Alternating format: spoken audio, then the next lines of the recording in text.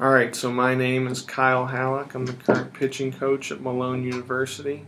I was born August 6th, 1988. From what my mother tells me, it was the hottest day of 1988, and that was in Sandusky, Ohio. Um, I left Sandusky when I was 18 to go play college baseball at Kent State University.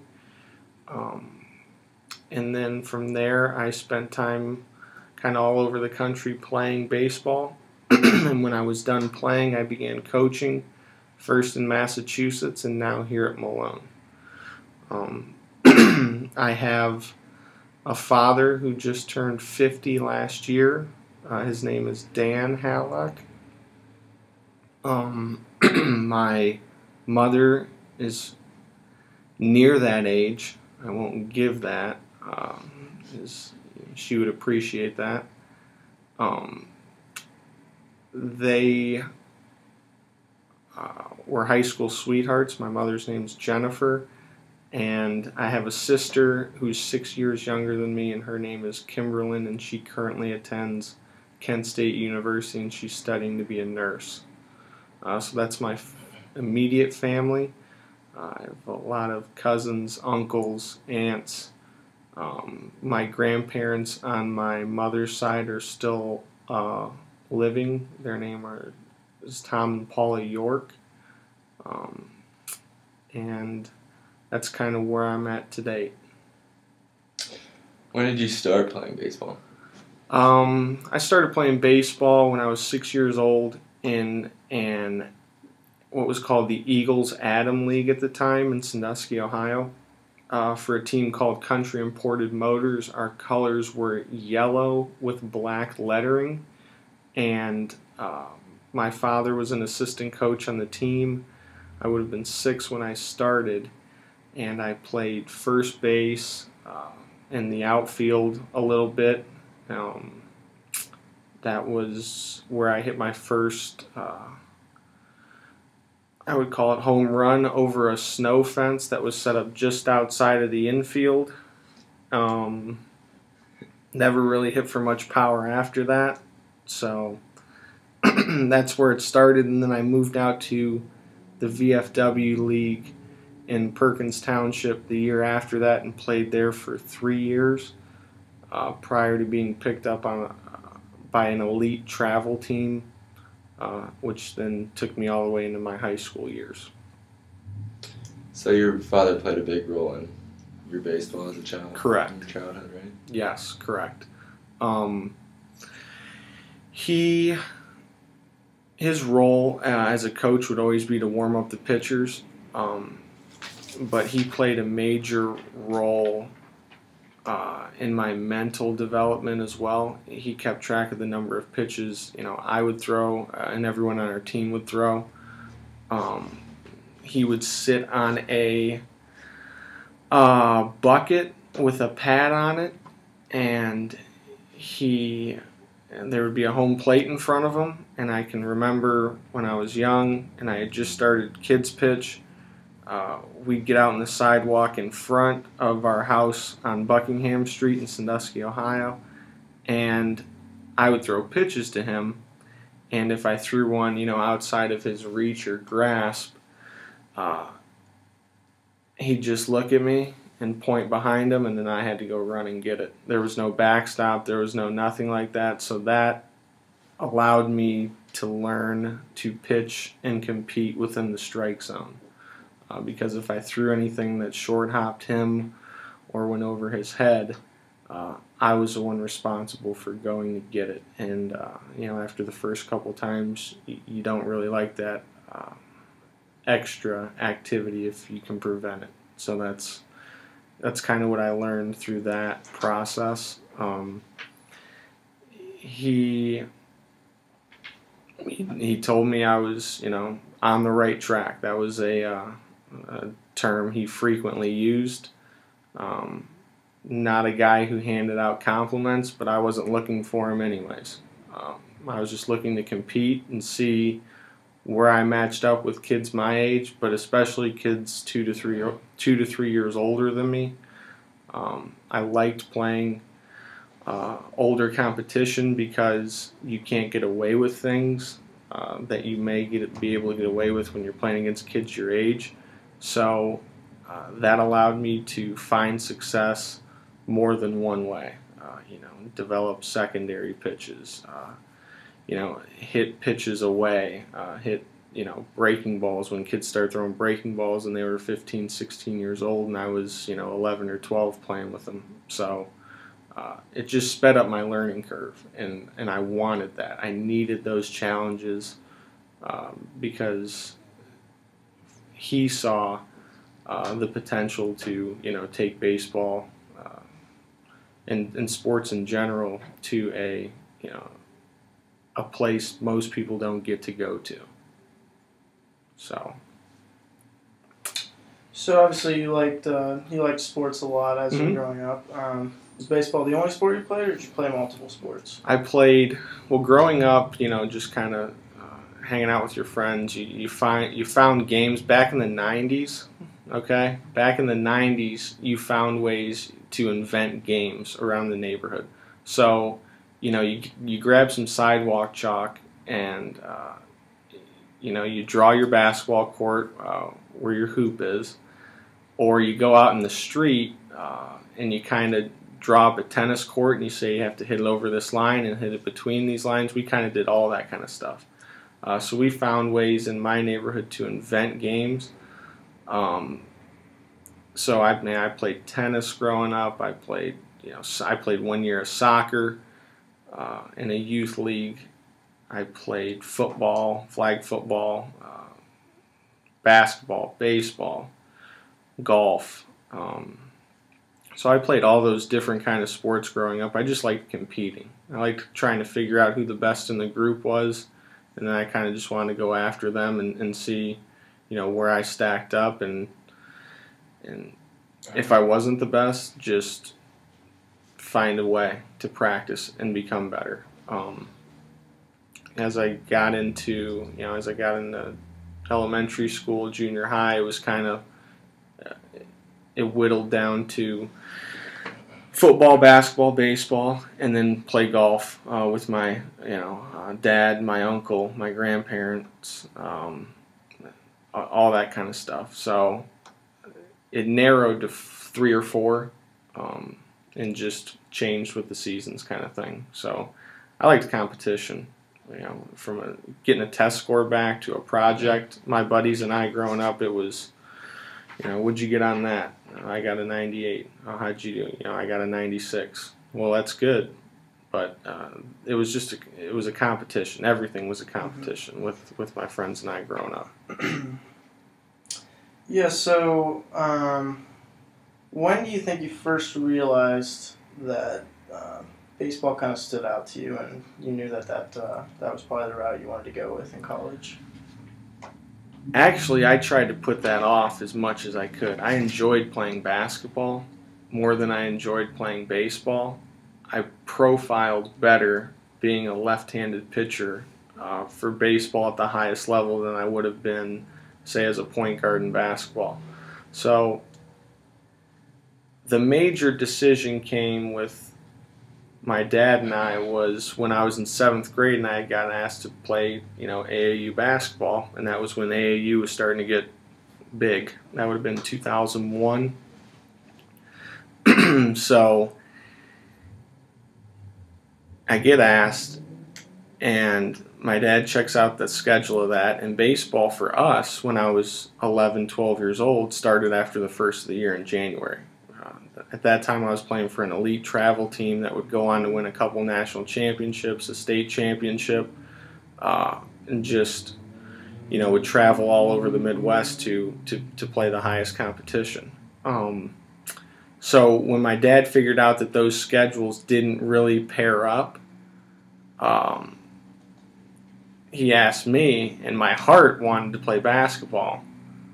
But all my buddies and stuff like that, they played baseball, and he just kept telling me, baseball's going to be, your ticket, your best avenue to, help you out college-wise and possibly into professional baseball. So I trusted him. Everything he had told me to that point was right on, about who I was and what I wanted to be. So he and I had a relationship to where I put my young career in his hands and that decision was with him and my mom and our family, and that's the route we chose to go, and it ended up working out pretty well. But I always enjoyed the atmosphere of basketball, the pace of it, the crowd, the excitement that every single play has. And baseball can be boring to some, especially when you watch it on TV in a box and you don't get to see the whole field, the stadium, and all that kind of stuff. And it was never boring to me, but the pace of basketball excited me because it was constant, and I enjoyed being active, moving, doing all those kind of things as a kid. So I liked the pace of that. So I would say like 11, 12 years old. Our head coach and the travel team said, you can be as good as you kind of want to be, and I wanted to be the best. So we would start traveling around, my dad and I, and we'd watch elite players in the area, guys that were going Division I, guys that would get drafted out of high school, guys that would go on to be first rounders after college. We started traveling around Ohio, and what we did was, rather than watch like the whole game, I started to focus on one player, on that best player, and just watched every single movement he did. Watch how he carried himself, watch how he hustled, watch how he played the game, watch how he talked to his teammates. Do all those kind of things, and rather than watch, the game top to bottom and, the final score didn't really matter, as opposed to what did that guy do and how can I start to do that, as a 10, 11, 12-year-old. And then once you hit, junior high, you start attending varsity baseball games, and those kids are 16, 17, 18 years old, and you're 12 or 13, and my father and, if I'd go with my uncle, they'd ask me the same questions. Do you think you can go out there and compete with those kids right now? What do you have to do right now to be ready to compete with those kids the day you walk through Perkins High School when you're 14 years old and a freshman? So those were the questions that were being thrown my way by my parents, by my family, and that just allowed me to go out there and do it on my own. When I'd wake up, most kids had Cedar Point passes, being from Sandusky. That stopped for me when I was about 10. So I'd say we made the choice at that point to play baseball and compete, in basketball and football and have fun with golf from that age. And to be completely honest, I think that's kind of around the age where you need to make that decision. So there were some things that I didn't really make options as a maybe a normal 10, 11-year-old kid in Sandusky would. Go to Cedar Point or go to Soak City and all that kind of stuff, or go take summer vacations. Our summer vacation was spent on the baseball field, and it was trying to win championships and trying to figure out how far we can take this. And that was the best experience I could have had as a child. I wouldn't trade a single day of it, regardless of any outcome, then or now. So that's the choice I wanted to make, and my parents didn't force me at all. I remember asking my dad, when did you know I wanted, I kind of had it. And he said, I knew when I didn't have to ask if you practiced or anything today. I'd come back, I'd ask your mom in the summer, did he do stuff? And she's like, yep, he does stuff every single day. So, the video game systems were coming out, all that kind of stuff. I had them. They bought them for me, but it was only for a rainy day. That's it. That's when you use them. It's when you can't go outside, when the driveway can't be shoveled, when all that kind of stuff can't be done. That's when you play the video games. At least that's how I was raised, and it was good. It worked. It worked. And I think it could work for, a lot of people. But there were some things that were options. There were other things that weren't, and that's what had to happen to get to where I wanted to get to. So in high school, how'd you manage your time between sports, school, and girls? Okay. I would say, my freshman year, it was all about getting off to a good start. So my mom's a fourth grade teacher.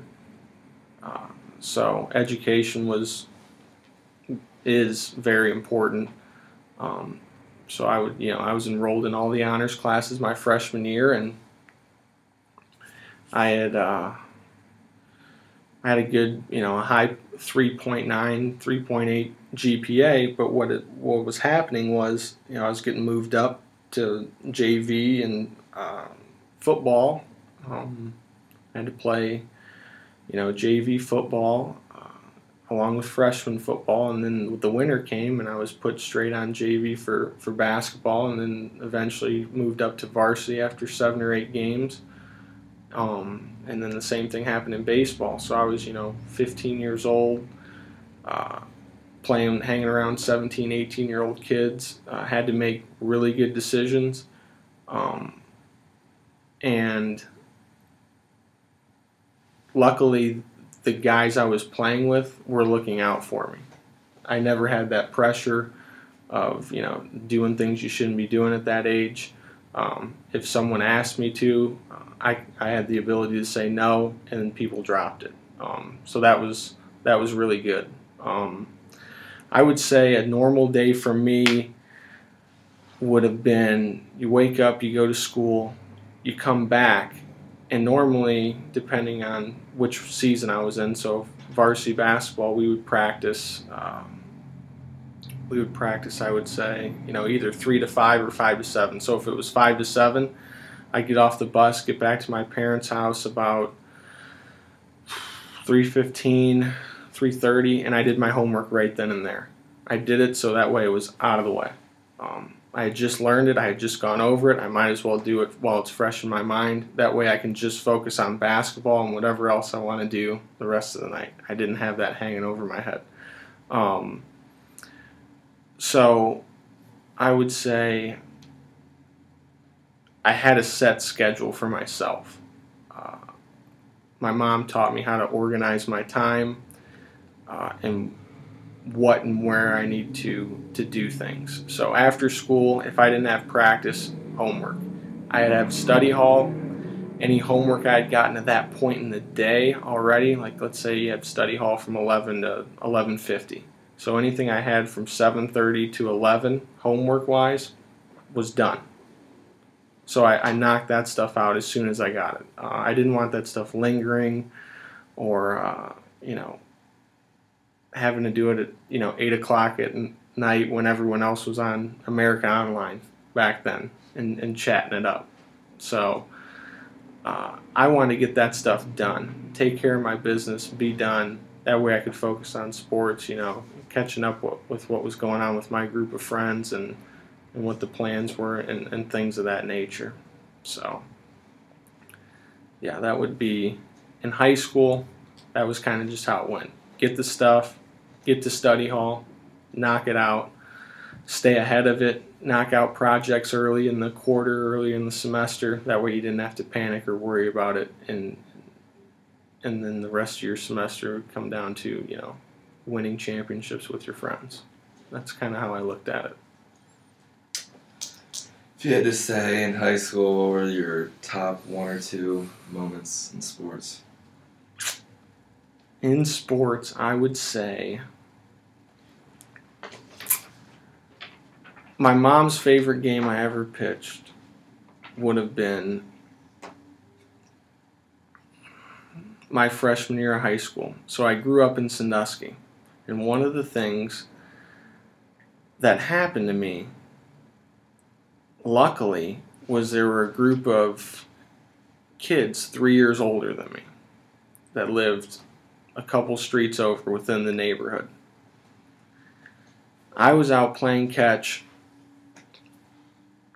my I would say I was probably like 9 or 10. I had just gotten on the hard tongue title, the elite travel team, and I'm playing catch with a tennis ball in front of 4 brick steps in front of our house in Sandusky. And every day I'm out there. I'm just throwing pitches up against it. And I'm announcing, talking to myself like I'm the announcer, pitcher. I'm also the shortstop when the ball comes right back to me and hits. I was playing all the positions kind of.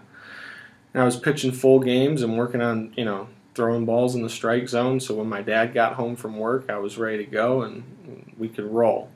But what happened was a kid named A.J. Fresh came over, and Brett McCarthy lived 2 doors down, Jason McCormick, Aaron Upfer, A.J., they all lived 1 street over, and all their buddies would always come over to A.J.'s house because A.J. had a big side lot that they all played anything from tackle football to baseball, wiffle ball.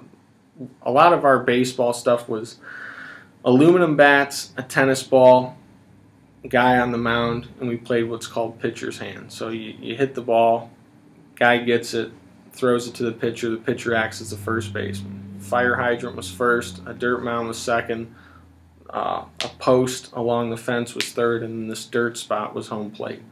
If you hit it over the sidewalk, over the street and over the sidewalk in the air and it didn't get caught, it was an automatic home run. So that's kind of what we did. Well, AJ rides his bike and he sees me out there playing catch. He's like, "Hey, I'm AJ. Would you like to come play baseball with my buddies?" And I'm like, "Yeah, absolutely."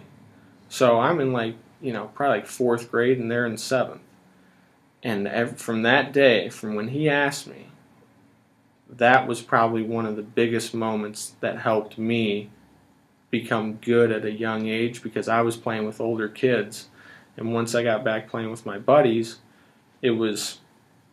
the game was slow. Everything was slow. I was learning, how to be successful. So I get into high school, right? Now AJ, Brett, all these guys, Jason, Aaron Kovaleski, all those guys I played against in those games from age 10 to 14, we have to play them for the conference championship in baseball my freshman year.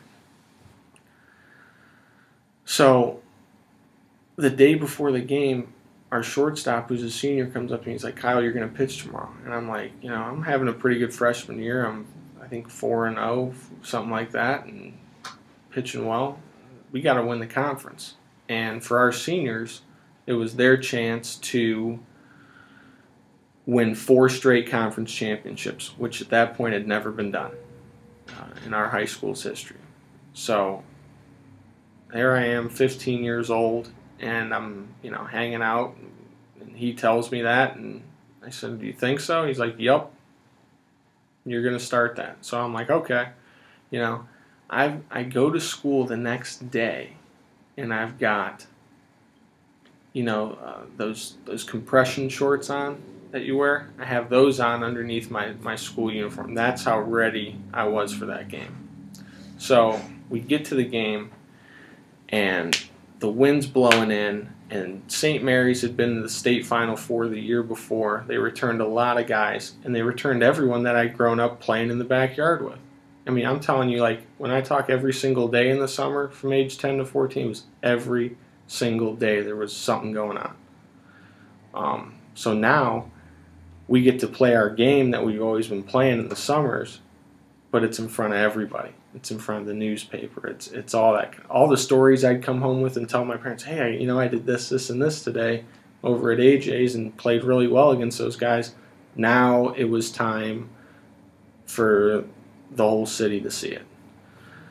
So we end up winning. We win 1-0, and I go complete game and strike out like 9 or 10, and it's just one of those moments where, everything came together for a lot of people to see over a 2-hour span, but that moment in time was made 4 and 5 years before that. That was happening 4 or 5 years before that, and everyone got to just see it at that point. So I know that's her favorite. My dad,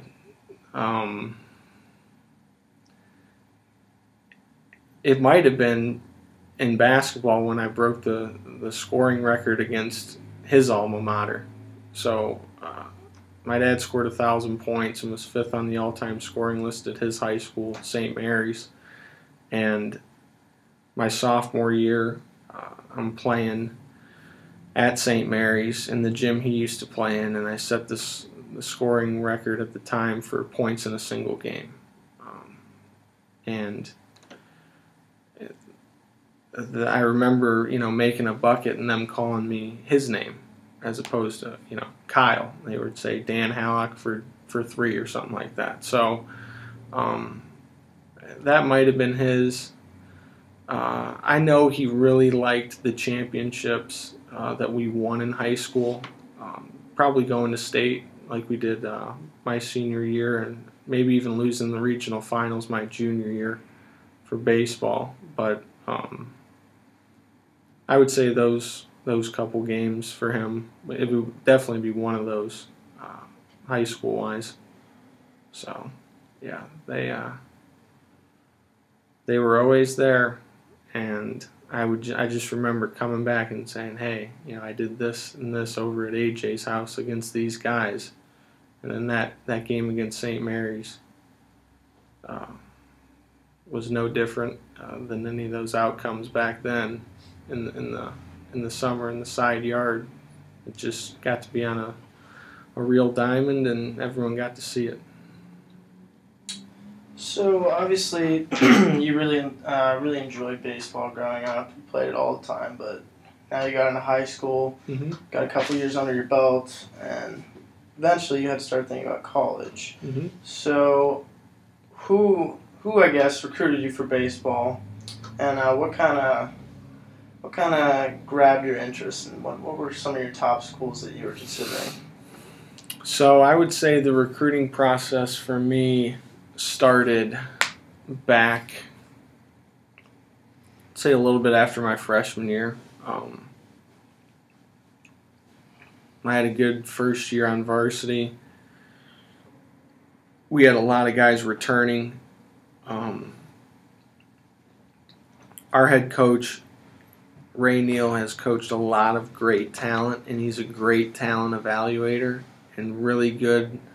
And his word is valued by a lot of college and professional guys in the game of baseball.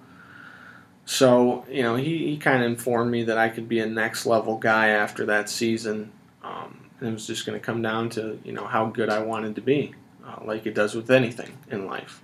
How much work you put in, how much focus while you're putting in that work, and just what you're willing to give up to make that happen. So we had that conversation after my freshman year, and I would say nowadays it's the showcase circuit. The University of Findlay came to Perkins High School my sophomore year, and that was kind of to get a gauge of, would I fall in, where would I fall, Division 1, 2, or 3 at that point. So they gave Coach a report that was, actually really, really good, and so building off that, I wanted to play baseball at the highest level. So I would say my junior year, Kent State, Toledo, Notre Dame, Michigan, Ohio State, Cincinnati, Wake Forest, Georgia Tech, Bowling Green, Miami of Ohio, Ohio University, Central Michigan.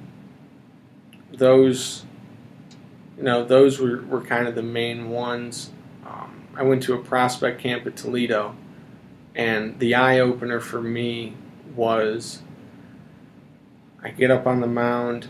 I just finished my sophomore year, and it's the end of the summer, so I'm about to start my junior year in the fall. Go there, I face like 5 hitters.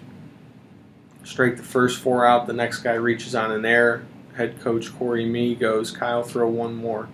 throw to one more hitter. So, okay, guy on first, want to see me out of the stretch. Throw a strike, then pick the guy off at first and then strike that last guy out. So then I go, we get into batting practice. And I was a pretty good high school hitter. I end up hitting 10 line drives, just gap to gap, perfect. Go out, run the 60 in like a high 6.7, low 6.8, something like that, which are all like really good numbers for high school baseball.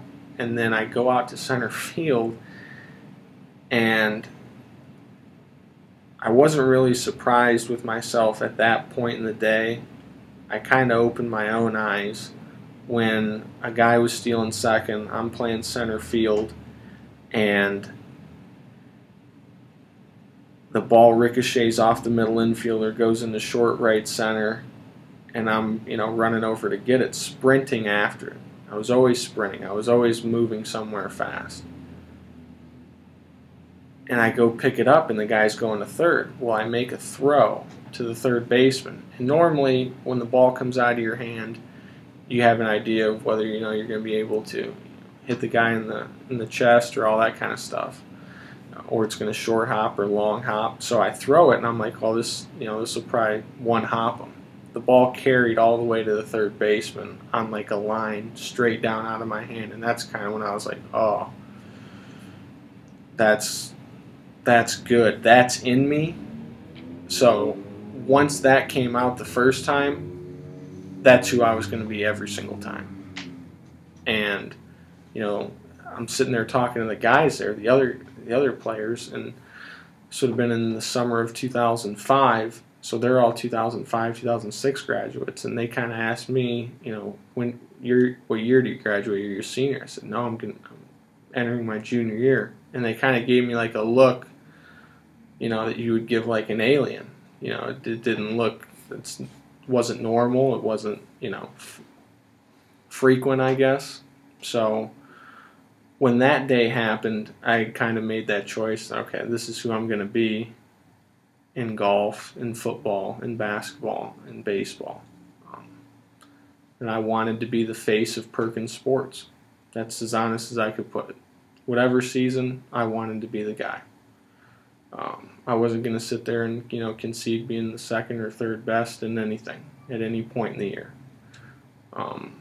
So that happened, and then early on, I was throwing bullpens before this season started my junior year, and Kent's there, Ohio State's there, Notre Dame's there, Michigan's all there to watch bullpens. And that's like when the buzz like really started to go.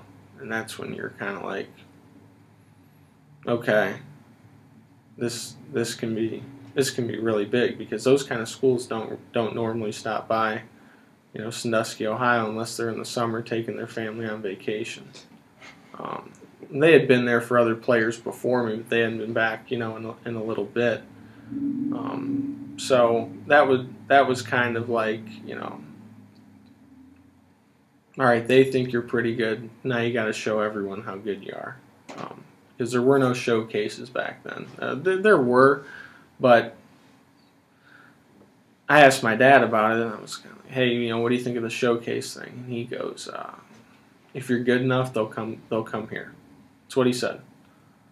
So that's the way we approached it. Coach Neal did a great job of calling and contacting those schools, and then it was up to me to perform, which was great, just the way I wanted it. I wanted that pressure. I wanted all that kind of stuff, everything that came with that. Potentially being successful and leading your team to championships. I wanted them there to check out my buddies too. I had another great pitcher along with me in high school that always pushed me, and Brennan Smith, and he went and pitched 3 years at Bowling Green and had a great career there and got drafted by the Tigers and is playing professional baseball with them. So I always looked for competition. I always welcomed competition, and those were the schools that were in the mix.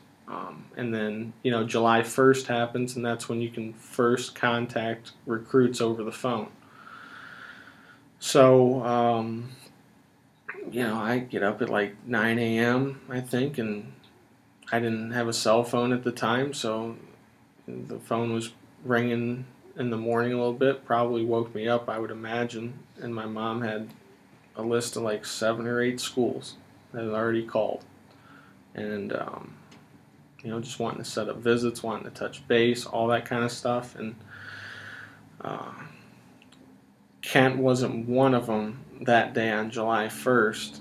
And when I talked to Coach Strickland, his theory was that he had figured, and it was genius at the time, because I couldn't tell you the list of the 10 schools or whatever that had called at that point in the day.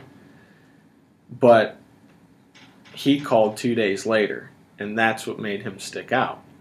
So while everyone else is calling, on this date, somewhat getting lost in the mix a little bit, not intentionally, but just by the number of, who called this, and they called it this time, and okay, I gotta, get all my stuff together when I call him back. He calls, 7 o'clock, 2-3 days later, and it's just different. And that's when I knew I wanted to be different as a player and a person than a lot of people, just based on the standards my parents set for me, and he was a different guy. Coach Birkbeck is a different guy. You don't come across those guys very often, those types of people. Coach Daly, same thing. You had 3 individuals on that coaching staff that were different, and you could tell.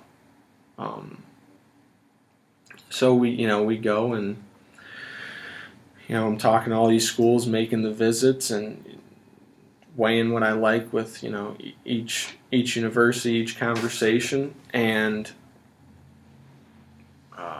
get the information about Coach Birkbeck's history in the game and developing pitchers, and get an understanding of Coach Strickland with how he operates and how he holds his players to a standard. Plus, they had the best set of players there at the time to push me. So I wanted to go where the competition was. It could have been, you could be a big fish in a little pond at another school. I didn't want that. I wanted to go find out how good these guys were and how good I could be and how good they could make me, because that's what had happened when I was 10 years old and AJ stopped by the house and said, hey, come play with my buddies. They made me really, really good, those kids in my neighborhood. The guys at Kent were going to make me really, really good. It was the same cycle of events is what I was looking at. So, and fortunately, I've always had great coaches in baseball, from my father, Bob Sullivan, Jim Patton, Paul Mullins, Ray Neal, to going on to college with Berkey, Strick, and Coach Daly. So I've been surrounded by people that could constantly push me, and I thought, definitely the guys at Kent would get the most out of me. And it was funny because everyone at the time was kind of like, they see Ohio State, they see the logos, they see Georgia Tech fly in, they see, they hear about Wake Forest calling and all those kind of, big time guys.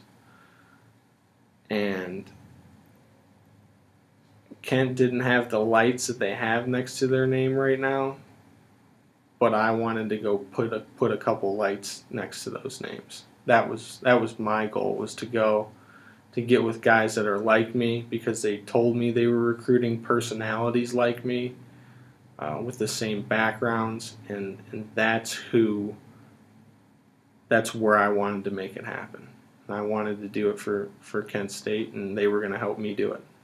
So at the end of it, I think by the end of July,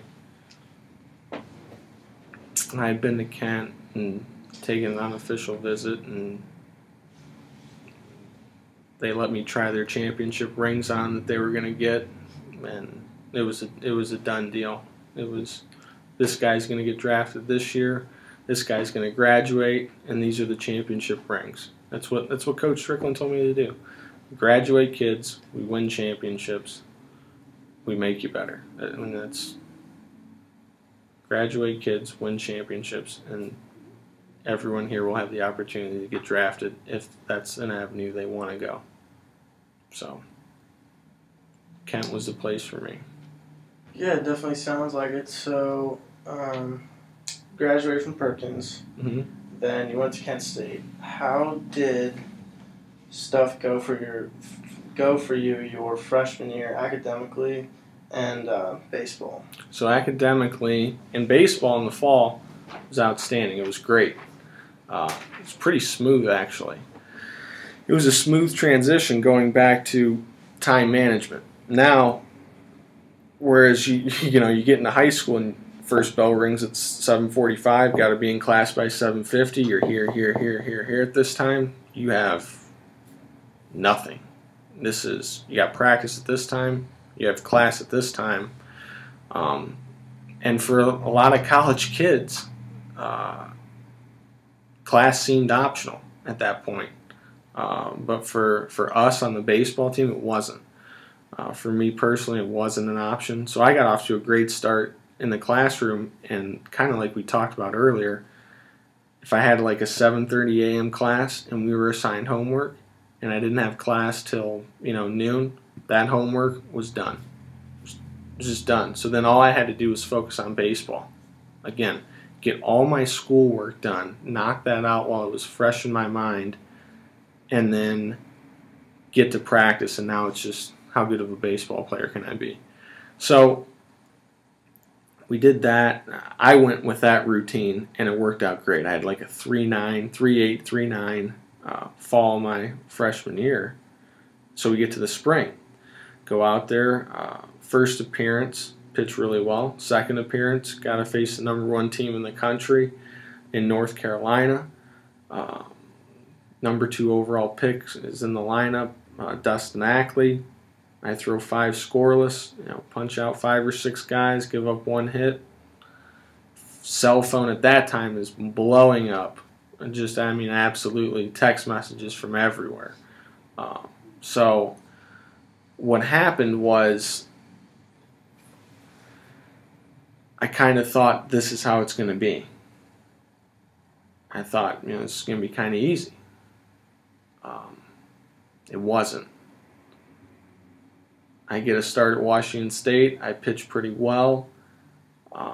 Again, now I'm not pitching out of the bullpen. Now I'm starting, and I thought, oh, I'm good, and this seems pretty easy. And I'm still, doing, whatever's asked of me, but not a whole lot more.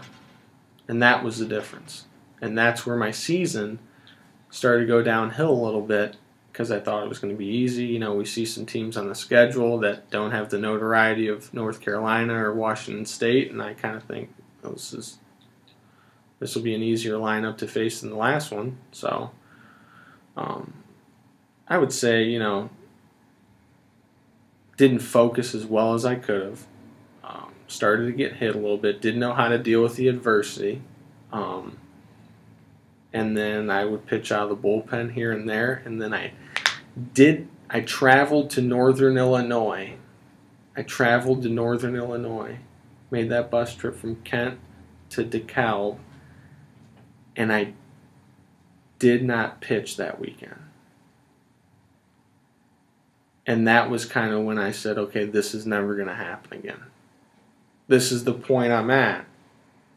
They're able to use other guys, and I'm never going to be here again. So that happened.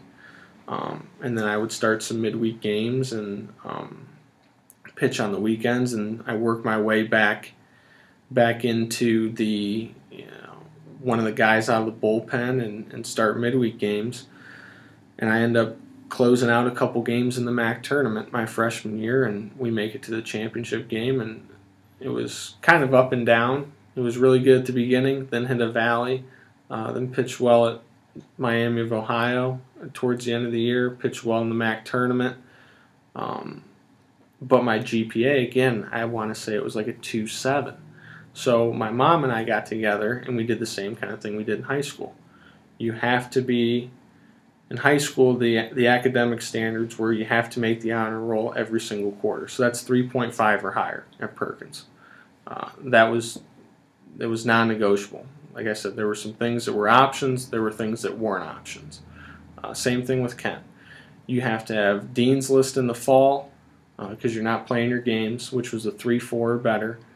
And then you have to have over a 3.0 in the spring when all that stuff's going on. So that's the standard we set, and that's what I did, from my sophomore year on, and that's met that every single time, and I walked out of there with over a 3.0. I think it's like a 3.2 something GPA and all that kind of stuff. So my freshman year was, I would say, a normal freshman year.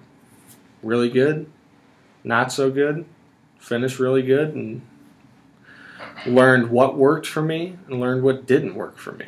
What kind of schedule, what's this night consist of? What do I need to do this night to get ready to pitch or get my projects done or, keep up appearances with my friends. I just started scheduling out, this day is for this, and then that's kind of how things rolled, how I figured it out, I guess would be the best way to put it. Obviously, you had a lot of successes in college. What do you say was like the best? Winning championships, individual accolades? What do you think? Definitely winning the championships, because when you win, the individual stuff comes along with it. So priority-wise, it's winning championships, 100%. They don't acknowledge those who don't win individually. Not a whole lot, at least. We focused on winning championships. My class graduated winning 4 conference championships. Back in high school, we won 3 conference championships, went to the regionals, my last 2 regional finals, my last 2 years made to state my senior year. So winning. My numbers were my numbers because I played with good players. Dating back to high school, I was named, All-Ohio, 3 years in basketball, twice on the second team, and that was because we won. And that's kind of what I tell everyone. You don't do that. You don't get that stuff unless you win championships, or you take your team to places, or you take your program places it's never been before. So that was always my goal, wherever I was at, from high school to college, leave the program better than I found it.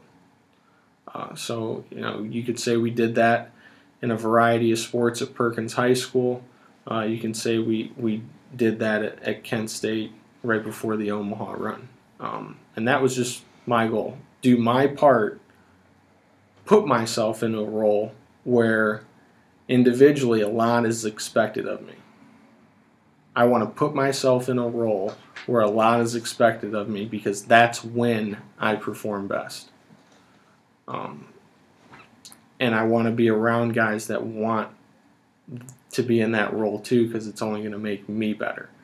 So winning championships, dogpiling 3 straight years in Chillicothe, you can't put a price on that. We were able to do things and tell stories that other people wouldn't be able to. When my friends and I talk now, we don't sit there and talk about each individual's outing or the fact that, this guy was an All-American, this guy was Pitcher of the Year. We talk about the championships that we won. And those individual accolades, I'm convinced, are a result of being a part of successful teams. And if you're around enough guys like that, they'll make you better, and then the individual stuff will come after you win. So you don't get as far unless you win. And I don't think you deserve it unless your team wins. So that's kind of my feeling with individual accomplishments. You win, you deserve everything that comes after that. Starts there. So you made it to college and you got through your freshman year and you figured a lot of things out, obviously, and you started to have success and you had it figured out in high school, but then it's like you had to kind of re-figure it out in college and did that, started to do well. But then obviously, and I'm sure you thought about this before you got to college, but now you start to think about maybe the next level after that. That's kind of a theme throughout your life so far. It's always the next level, the next level. So when in college would you say that really started to kind of become a reality a little bit? You know, you maybe received some calls, the scouts would be coming, or when did that start to happen? I would say it was part of my Achilles heel my freshman year, because after that North Carolina outing, I kind of wondered why I didn't get drafted out of high school, and kind of wondered, you know, why? And that stunted my growth a lot at that point. Instead of, you know, riding that and wanting to become better and better and better, I kind of sat there and thought, you know, could I play professional baseball right now? I thought I was ready then. I wasn't. Obviously, I wasn't. And the game of baseball let me know that. Coach Birkbeck, Coach Strickland did a great job of letting me know that. I was good, but I wasn't there yet. And that's what great coaches do.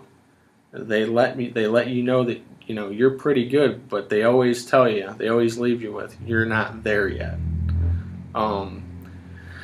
So I would say my, you know, summer after my sophomore year, we had a term at Kent we used.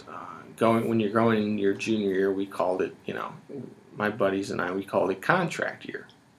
And that was, you know, your first chance to where you can make an impression and you're the next set of juniors that are draft eligible. Now, you're still progressing with your degree, and I graduated in 4 years. But after my sophomore year, it's go time. I was on a 3-year plan at college. Get as much of my degree done as possible, get good grades, get everybody out, move on to professional baseball, and learn how to become a good person and be successful in the real world the day baseball's done. So I went down to Virginia after my sophomore year of college with my college roommate, and it was a chance for us to play against, you know, great competition in a wood bat league called the Coastal Plains League.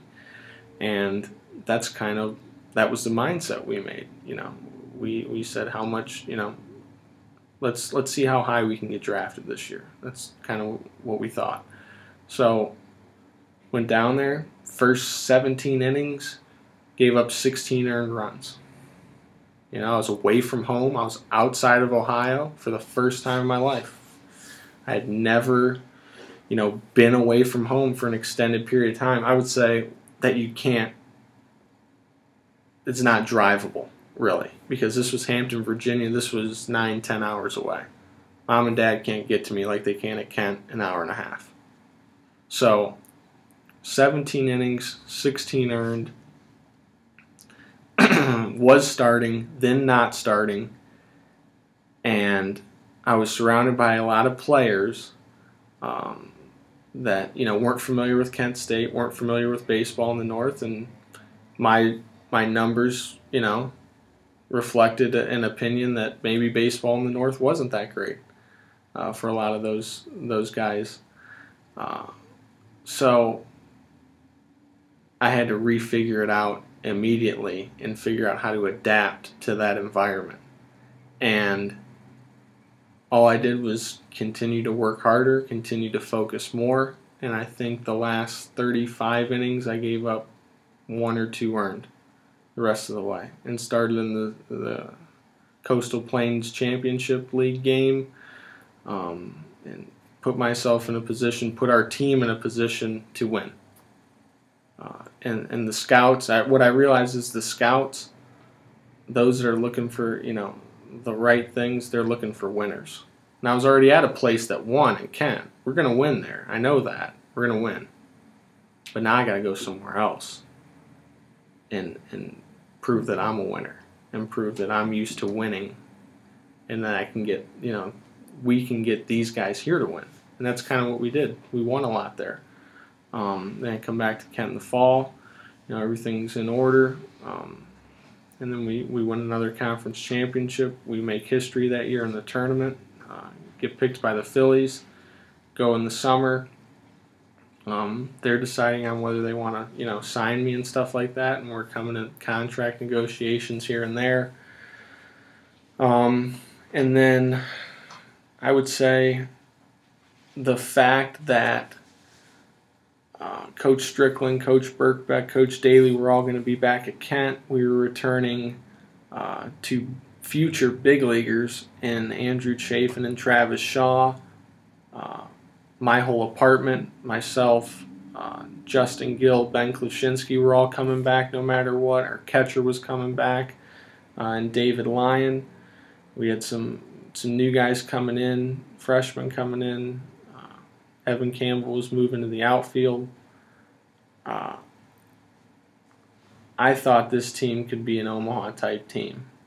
So when I talked to the Phillies, I said, is this my only chance at professional baseball? And they said, no, absolutely not. You'll get drafted next year.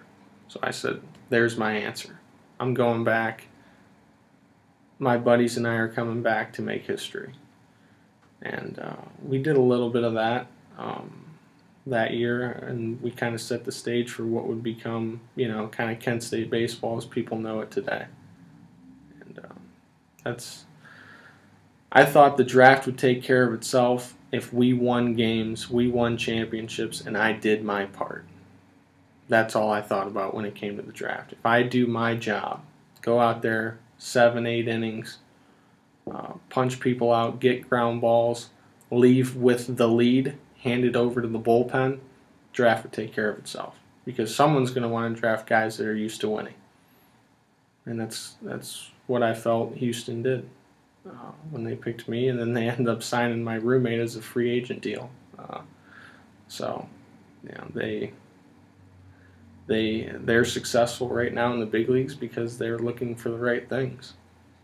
And that was what was unique about that situation and the whole draft process. You get the interviews, you get phone calls, face-to-face interviews, and you're just, you decide, this is who I am, and it's their job to decide if they like that, if they like you on the mound, but I'm just going to do what I do, and, we're going to win, and that's out of my hands. I don't have a draft pick. I can't draft myself. So that's up to them. That's their job. And my job at Kent was to win championships and graduate in 4 years. So that's what I did.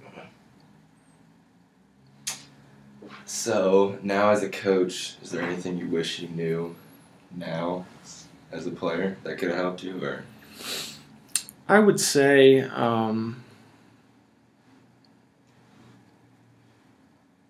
as a coach, I would have encouraged myself to figure things out earlier on in my career, from a sense of not necessarily at baseball, because I always focused at practice. I always lived by the motto: great players never have a bad practice. I don't think I had bad practices there. I think I was a guy that always did what I asked what was asked of me earlier on in my career. Whatever they wanted, I did. I did it with that level of focus. But I could have done more to get ahead of the curve, to get ahead of the wall I hit my freshman year a little bit. I could have done more. And I didn't foresee it coming. No one ever does when you're 18 years old and you've flat out dominated people in high school, and you've had that amount of success and you're winning, and the team's still winning at Kent like we were, but I wasn't playing as big a role as I wanted to, and I needed to understand that would come from working harder earlier on in my career, doing extra, because I did everything at a high level in practice, I felt, but I needed to do extra away from practice. And that's what I learned when I hit that wall my freshman year, that good is not good enough. and there's always someone better than you, and that's what my dad always told me. So that's that would be the advice I would give myself as, an 18-year-old, 19-year-old freshman at Kent. Do more earlier. This is good, but it ain't good enough. Not to where you want to get to. Okay. Do you have any short-term or long-term goals that you can think of as far as coaching or just in life at all? Well, I wanted to get my master's. I knew that was something I wanted to get, and I'm about a month away from getting that. I would like to coach at the highest level of college baseball I can someday, but I've never been one to just kind of move on until the place I'm at is in a good spot. For example, Perkins High School. There was a lot I wanted to accomplish there from a team standpoint before I was ready to move on to college, and we did a lot of that. Kent, we did as much as we possibly could have in my 4 years there. Here, I don't want to be able to, necessarily leave this place until it's at a level that, is greatly respected around the college baseball industry, and that's happening.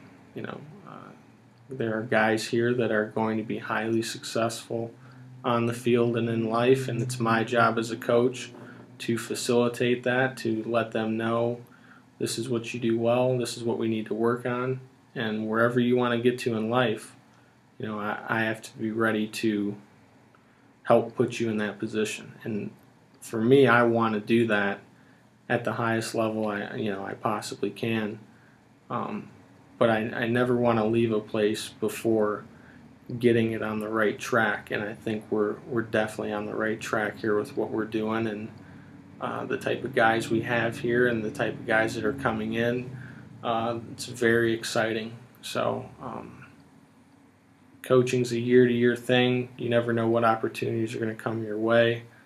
I just know what I have here now, especially from a player and person standpoint. I couldn't be happier with the type of guys we have and the guys that are on their way here. So to conclude, if you were going to say anything to like a 15 or 16-year-old kid to make him a better baseball player, let him know anything, what would you say? I would ask what their plans are. I would say at my age, I probably had a plan when I was 10. With how society moves and the speed at which our world is living, which is extremely fast compared to when I grew up in the 90s, you would probably have to do some things at an earlier age. I would tell them don't specialize in a specific sport. I would say play them all. I would say do something every day to get to where you want to get to. Because when I stopped playing, I did everything I possibly could have to make it to the big leagues. And I'm all right with it. I'm fine with it. I'm fine with what my team's accomplished. I'm fine with what I accomplished. I can live with that. And that's kind of what you want to, put into perspective. It's tough because, 15, 16-year-olds, they're figuring things out. And, a lot of them feel that they have, a lot of those things in place to where they know the outcome already. But I remember Coach Strickland saying to us at college, he'd tell us, I've been 19, 20, 21 years old. You've never been, 37. And he's right. My parents are, the same way. They're along the same lines of thinking. I would tell them, listen to your parents. That would be what I would tell them. They've been 15, 16 years old. You've never been their age. So play multiple sports, compete in everything you do, find a way to be the best, win, because everyone likes winners, and just, listen to your parents because they've been there, and appreciate your parents and thank them even when they don't expect it. Call them randomly. Call them randomly and thank them for the opportunities they've given you, and just take everything a day at a time and be as good as you possibly can in the classroom first, because that's where it's going to count. And then, obviously on the baseball field. So keep things simple. Well, I'm sure that would be great advice for anyone looking to play at college level or succeed in life. That concludes our oral history, and thank you very much, Kyle. We appreciate it. Yeah, good luck, Thank you. fellas. All right.